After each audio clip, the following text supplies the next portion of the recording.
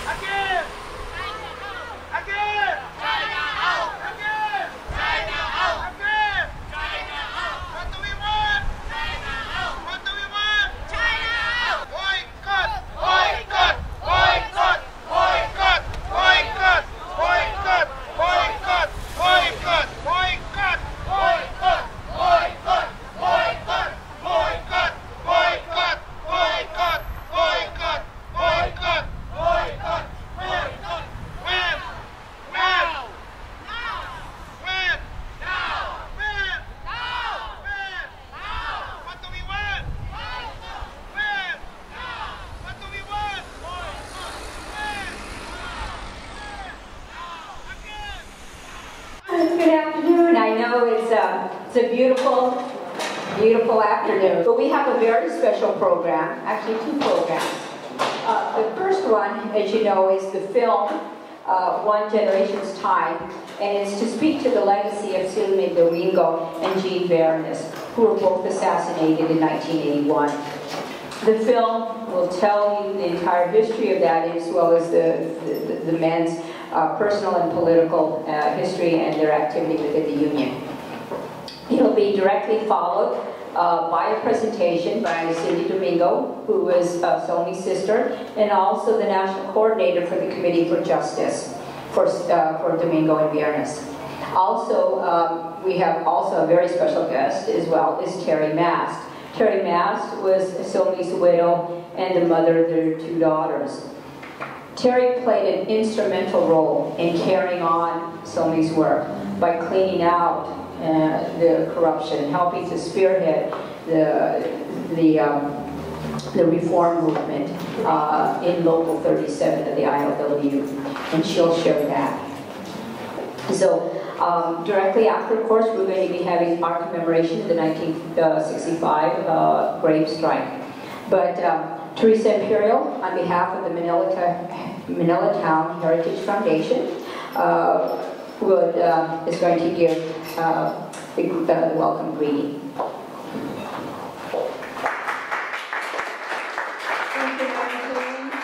First of all, welcome to the iHotel of Manila Town Heritage Foundation.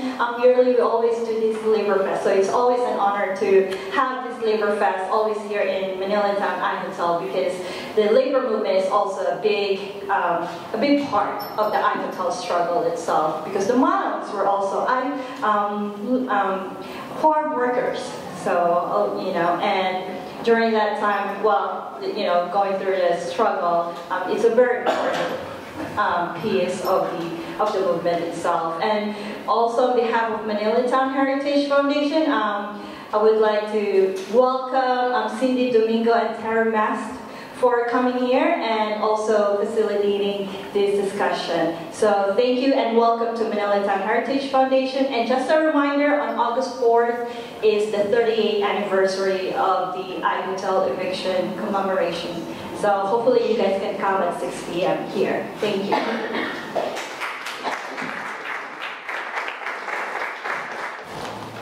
So, first of all, thank you all for being here.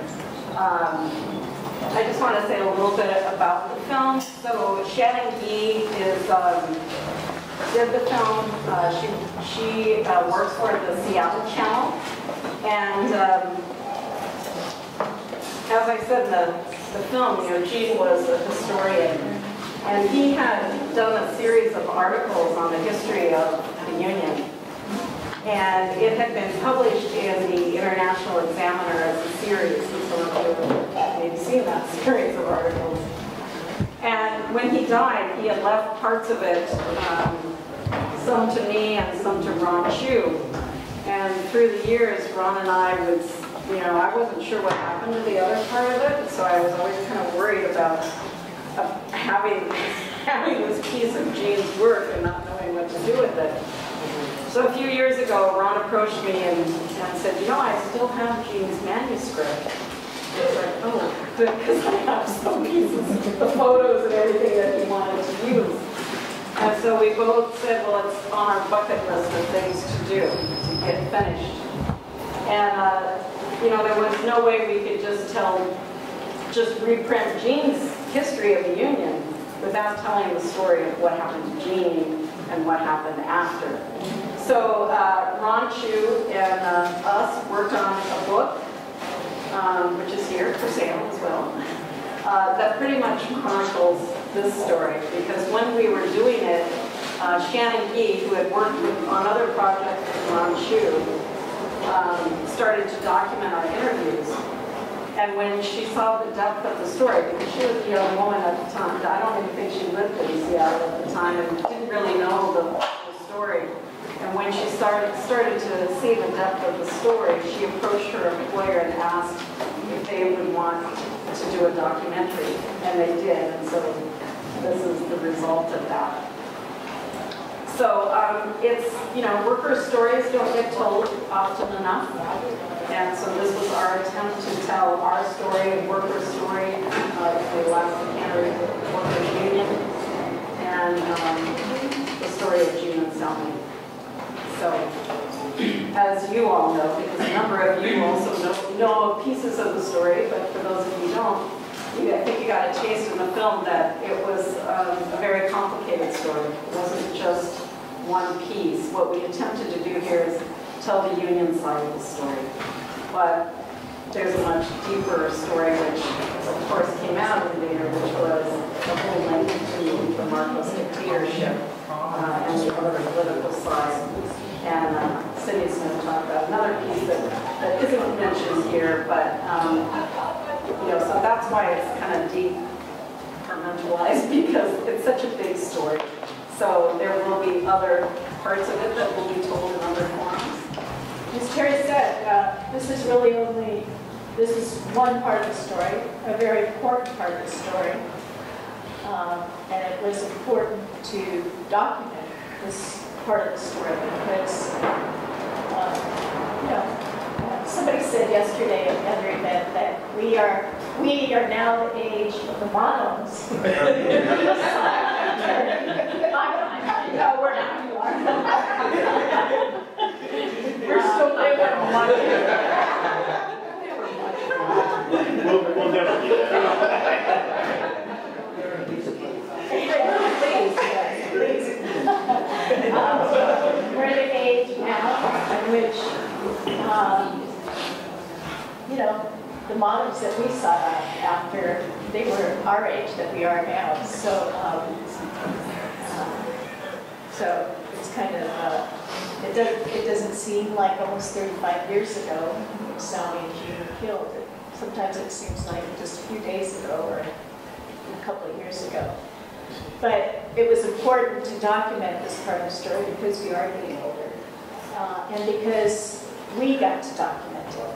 It was from their voices that the story got told. And I think it's taken this long because we were all so busy. We're always too busy to write our own history.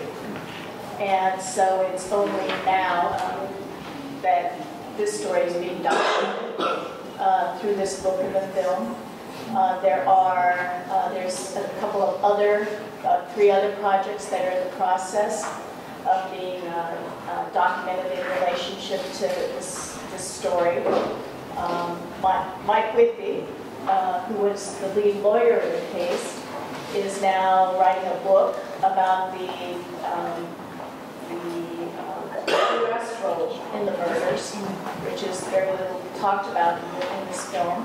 U.S. cooperation with the Marcos dictatorship, the Philippine government, in harassing, intimidating, and ultimately being responsible for Salmi and Gene's murder.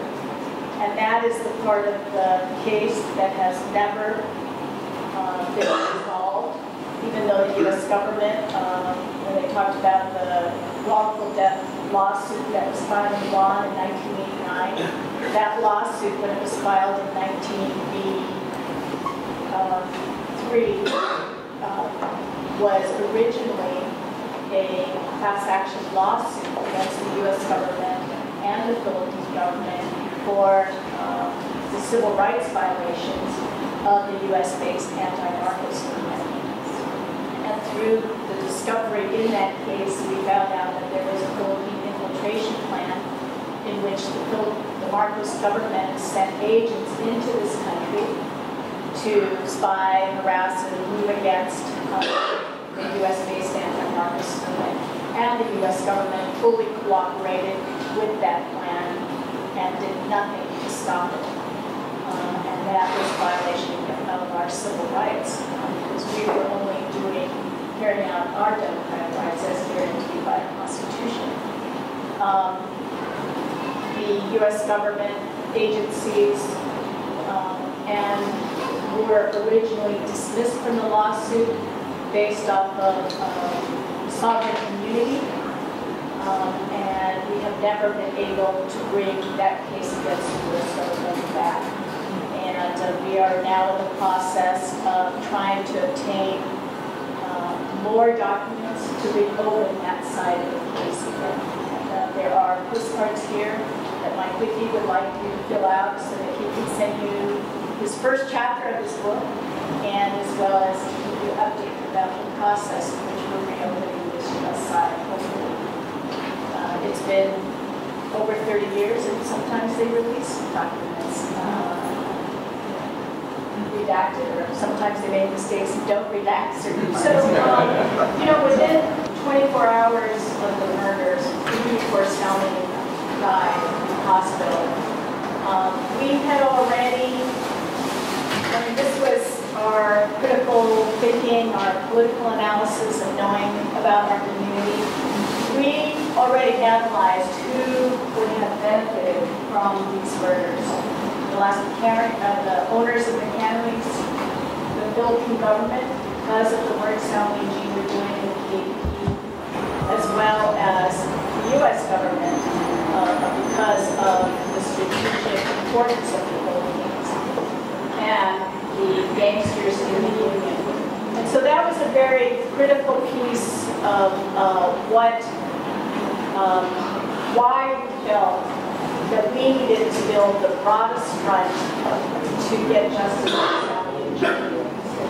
But it wasn't just getting justice for Salman and Jean in terms of uncovering who murdered them, but it was also important because, as in the film, it says that the people in the Union had to go the next day and carry out the work of dispatch.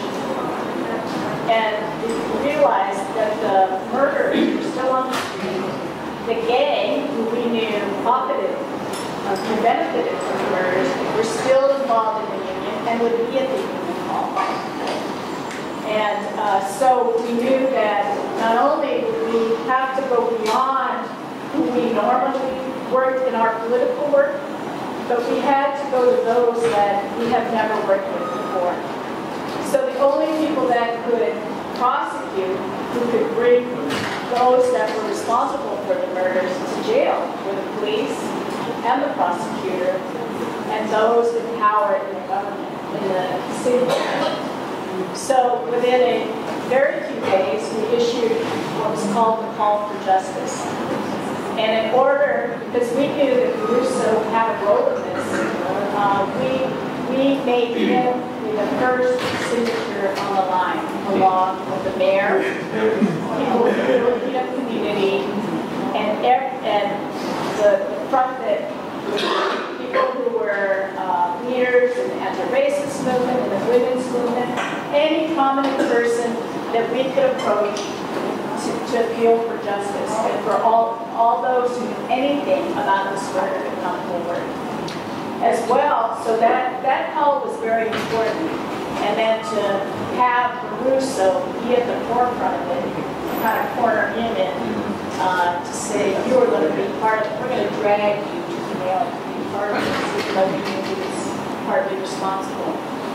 And because of the forces that could have been involved in these murders, many of us not only belong to an organization, the organization of KPP, but we also belong to another radical organization called the Line of March. Unfortunately, Seattle had I think the largest KPP chapter, and it was multiracial chapter. We also had one of the largest Line of March chapters, and we were able to draw upon those activists who had deep roots in all of their communities to mobilize fully a citywide mobilization, a multiracial, a multi-issue, focus on getting justice for Salman and Jean. And then because these were both national organizations, we were able to draw upon the national organizations to also bolster the local Seattle folks. And many people were transferred in that first year to help bolster the work and to help build that broad front. So without building that broad front, we would never have been able to pressure the police, the prosecutors, to fully investigate these cases. And we would have never, and it was only done through the building of the broad front. At a certain point, though, the prosecutor was no longer willing to go any further than just the hitman. And even Tony Barruso was not in charge, as they said, you know, until 1990. So it took almost 10 years for Tony Barruso. You know, and that happened only because he won the civil suit, and only because the political conditions had changed in the Philippines, and the Marcos dictatorship was overthrown, and he was no longer protected by both the U.S. government and the Philippine government. And because we persisted, you know, on the last day of the trial in 1989, on December 13th, December 14th, that's my birthday. It's like a big birthday present for me. The courtroom was packed. It was packed. Which is very hard to do after 10 years. And some people came back home to be part of that victory.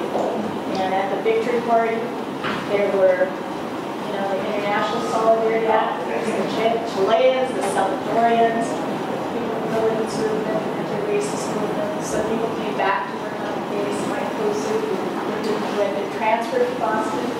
And so that front, in essence, stayed very firm until the end of that period of time when she was on Justice where the money was, it wasn't the consulate, but the money from the Marcos government went through him to Tony Barruso.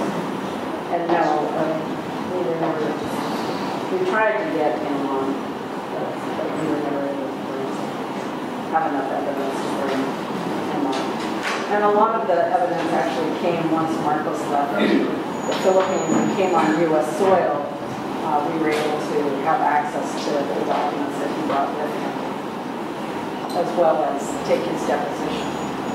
And the film is actually $50,000. And then you mentioned all of the money. Some of the money came from. Because that has to do with steers like the shop. That's the rates. But, you know, get more into it. Yeah. So we had documents early on in 1981 that Tony Barruso in May took a 2-day trip to San Francisco. We had the tickets. In 1986, when Barruso came, when Marcos came to Hawaii, he brought a lot of documents. One of the documents that was found by Bonifacio Diego, who was an ex-CIA trained Philippine intelligence officer who actually had a change of heart and mind in order to be part of the U.S.-based anti-Marcos movement, found this document. And in that document, so it was the balance sheet for the Mabuhay Corporation that Dr. Malaban was handling. In that document, there was a disbursement on the day that Barruso came to San Francisco, which he went to the Philippine Council of $15,000. And at the bottom of that document was a signature, was a handwritten note signed by General Barra, saying this is acknowledgement that $1.5 million was given to Mabuhay Corporation and signed by General Barra. So it was Bonifacio Diego who put, you know, this theory together, as well as the dates. He remembered the dates and the disbursement, and we knew it was $15,000. Who signs it? General Barra. That's a 1.5 million. That's still in the Facebook. No. Barruso, the gun was owned by Barruso. It was stolen. It was never reported it was stolen. And he had had previous guns stolen, which he reported to the police. So that was, so when Barruso, the theory is that Barruso promised the gang $15,000. when Salmi was able to give the names of the two hitmen, Caruso got scared, didn't want to give any more money. The gun was thrown in a garbage can in a park that was known where somebody would scavenge where, across the street from Nicado's house. And that gun was found. That was a warning to Caruso. They got your gun, you better up the money. And the gun in those days, it was a MAC-10, which wasn't like it is today. It was very unusual. You couldn't just buy them on the street. It was a MAC-10 with a silencer. It was very unusual. As I said, it's very difficult to get information about U.S. Philippine intelligence. When we went in 2011, when Salmi and Jean were placed on the wall, they weren't only the first Filipino Americans, they were the first trade union leaders placed on the wall. There were no even Philippine trade union leaders on the wall at that time. We met with the head of the Human Rights Commission and asked her to help us with any further information in the archives of the National Defense Archives. They had discovered thousands and thousands of documents dealing with human rights violations. And at this point, we haven't gotten any. And so, it depends what we can get before we launch any kind of full-blown kind of campaign to complete this structural justice. Could you explain a little bit how you guys were able to change that around? Well, I think as Cindy said, we knew as soon as the murders happened that it wasn't just the street gang. We clearly knew, especially once Salmi named who they were. I think you heard Lynn say that, or someone in the film said that one of the gang members had been in the Union Hall the week before. I happened to have been there in the Union Hall that day, and I had worked in Alaska with two of those hitmen, so I knew them, and I knew who they were and what they were capable of. So as soon as we were at the hospital, and as soon as Mike Withy, our attorney, came to the hospital and said who the hitmen were, I knew that Tony Caruso was doing it. And so we knew that it had higher, and we knew who he was linked to, so we knew it had higher implications. So we really fought with the prosecutors to try to go further. And, I think as Cindy said, it took years to get Caruso. They arrested him when his gun was found, but they didn't charge him. He was let go. Actually, we got him to prison before this because in the Union, he had falsified some Union elections, and he also had double-dipped, as they say, where he had turned in receipts to both the Union and the trust, our health and welfare trust, for the same things. And so we brought him up on charges for that. And, sometimes you get a lot of connections, and, sometimes you remember who your friends are, and they land up in good places. Well, the judge that heard the case of the embezzlement happened to be very close ties to Longshore. He had worked his way through college by working Longshore. So he didn't forget the ILWU and the importance of union democracy in the ILWU. So he got 3 years in prison for $5,000. That probably is not going to happen today, right? But, so here you get transferred to Switzerland. So there were a lot of things along the way, but things like the FBI approached us and said, rather than going after Caruso, we'd give him immunity to get the hitman. And we're like, what? No, we know he's involved. We already know who the hitmen are, right? We don't need that. So there were a number of things through the process that pointed to much higher ups and protection of certain people in the process. So we said we're still developing some of this, but I think the important thing is that the film that we just saw and the importance of people knowing that this happens in this country. You know, we know that trade unionists get killed all around the world. We hear about it in Colombia, we hear about it in Mexico, we hear about it in lots of places. But a lot of people don't know that it happens right here in our own country, and that our government was complicit in this one. Even though we can't prove it, we know that. A foreign dictator is not going to make a hit here in this country without somebody knowing about it. And in the process of the trials, they brought forth witnesses to try to totally go against the case we were putting on. They brought fake witnesses forward that we know were part of the FBI. We know that they witnessed the murders and then tried to cover it up. So I think the important thing is to talk about it, for people to know. What has happened with Snowden. He tried to bring forth what our government is doing in terms of spying. Those of us in the movement know that has been going on forever. But it seems like it's even getting worse because it's not even spying against the movement anymore. It's almost anyone who might have a different opinion about something. So I think it's more to educate, the reason the film is called One Generation's Time is because we want to share our story to the next generation so that things can change, that things don't.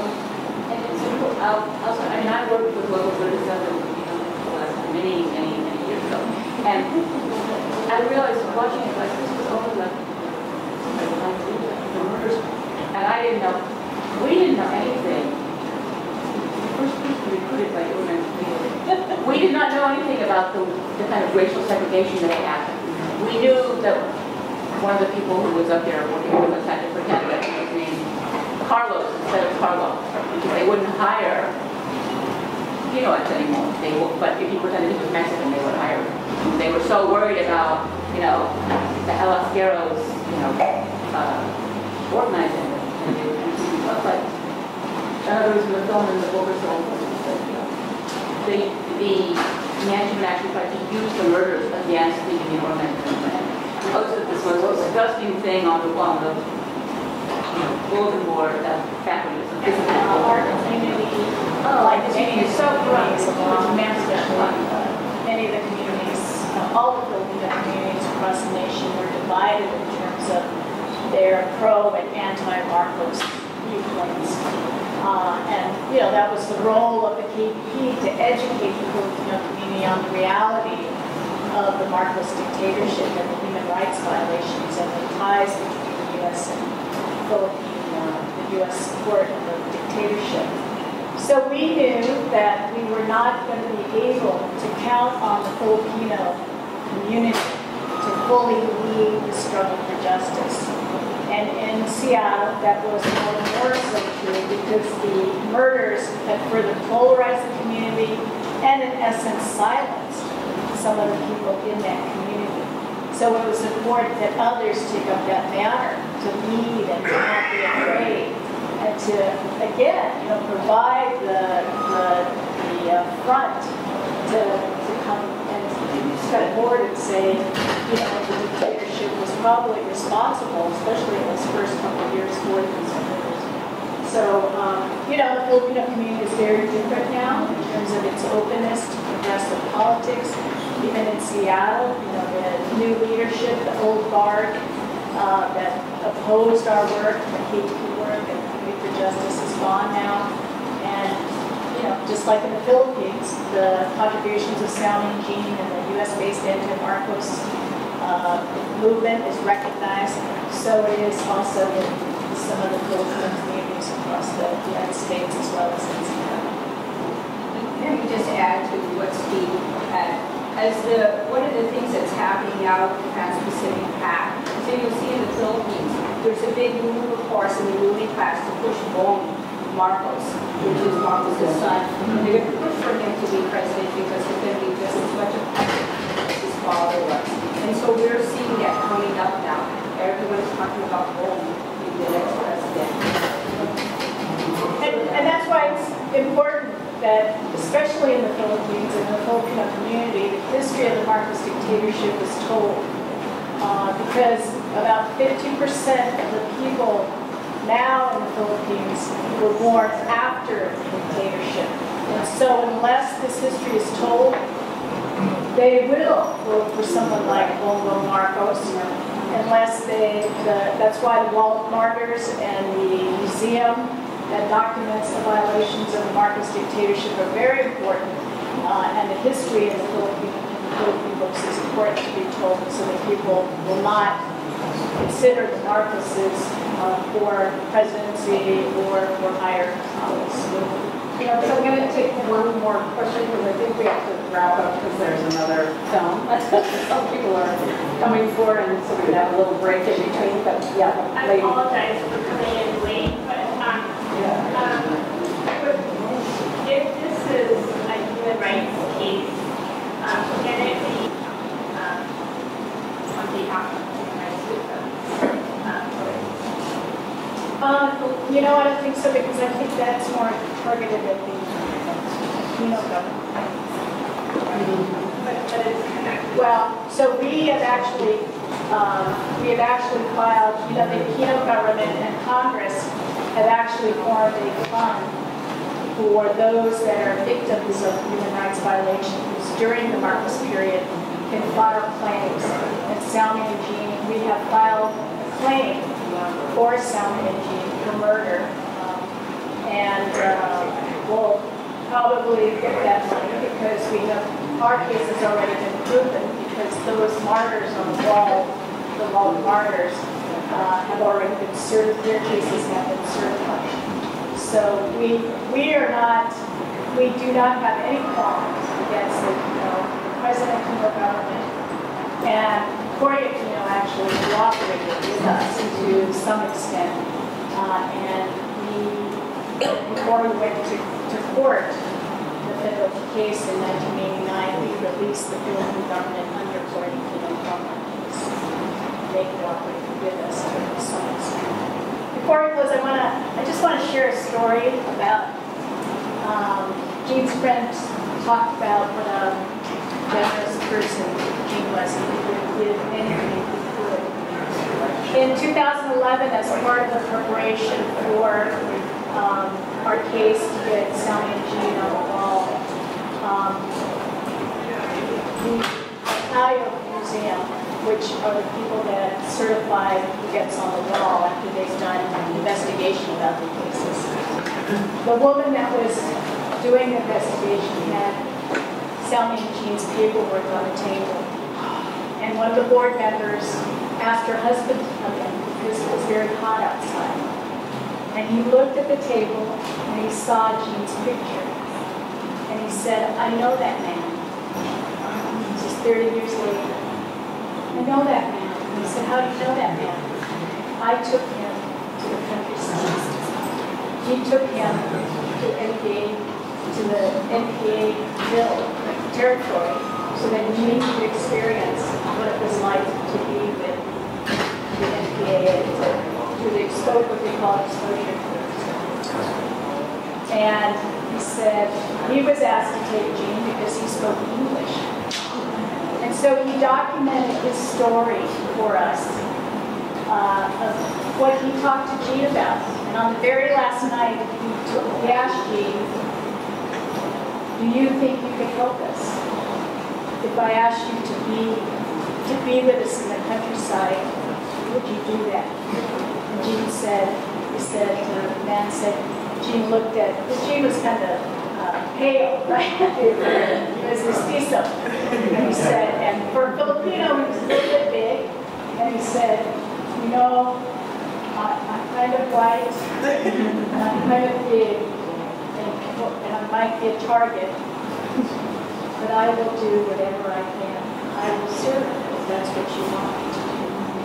That's the kind of person. That was his first time in the Philippines, that he was willing to give what he could for the struggle in the Philippines. So that's what kind of person he was.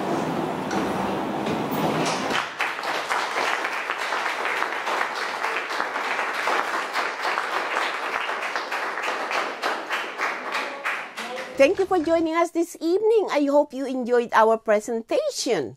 Please tune in every Monday from 6:30 to 7:30 Chabot College Television. Write us or please email cbenipayo01@yahoo.com. Thank you again for joining. We'll see you next week.